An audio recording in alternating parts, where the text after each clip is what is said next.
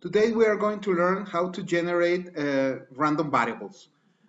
In this slide we can see the way of generating uniform variables and exponential variables. But we're not only going to generate these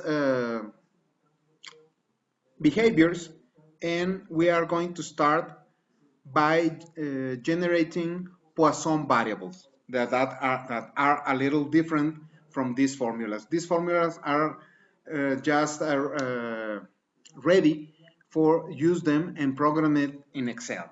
For a Poisson distribution, we are going to use this algorithm, and we need some reference values. The first reference value is lambda. Lambda is the average of the Poisson distribution. We also need the exponential value, the negative exponential value for this lambda. This is the second reference value. As I said, this is an algorithm, and we need, first of all, we need a set of random numbers. We need these numbers to be random, tested numbers.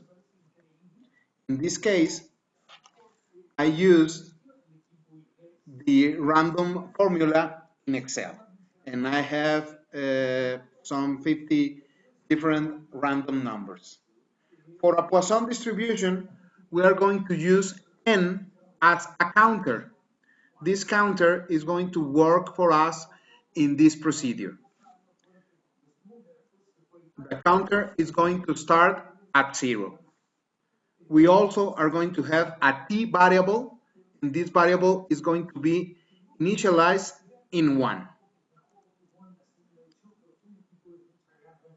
The next step that we are going to do is going to calculate t prime, and t prime being t times the random number. For the first calculation, t is 1 and the random number is 0.217.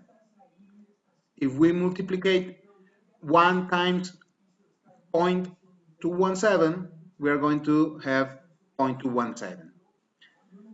This t prime is a value that we are going to compare with the negative exponential value of lambda. And if this t prime is minor than this value, then the value that we have in the counter is going to be our first Poisson variable. If not, we continue. In this case, as 0.217 is greater than the negative value of lambda, then we don't have a Poisson value, we don't have a Poisson variable. So we continue with the process. And in order to continue, we need to increase the counter from 0 to 1, and then the next value for t, it's going to be the last prime t that we calculated. Then we repeat the calculation for t prime. We multiply t times the random number, in this case 0.217 times 0.7089, and this multiplication gives us this number right here. Then we compare it again with the negative exponential value for lambda, that it's always going to be the same. And as this value is greater than the exponential value for lambda, then we again don't have a Poisson variable. So we continue. We increase our counter. Now our counter is 2. T becomes the last T prime. We calculate T prime again. We compare T prime with the negative exponential value for lambda. And in this case, it is minor than this value. So the value that we have in the counter is our first Poisson variable. You can observe in the video, in the formula line, the formula that I use to calculate and program this Excel file in order to calculate the Poisson variables.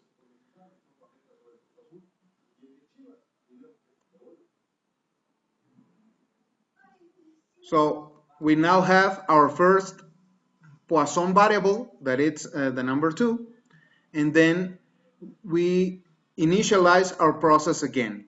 N, our counter, becomes 0 again. T returns to the 1 value, and we start calculating T prime. And T prime is always going to be T times our random number. Then we compare this number with the negative exponential value for lambda. As it is greater, then we do not have a Poisson variable. So we continue, we increase the counter from 0 to 1, then T becomes the last T prime that we calculate. We calculate the new T prime, multiplying T times our random number. This is the next T prime. We compare it with the negative exponential value for lambda. As it is greater, then we continue with our procedure. The counter now is 2.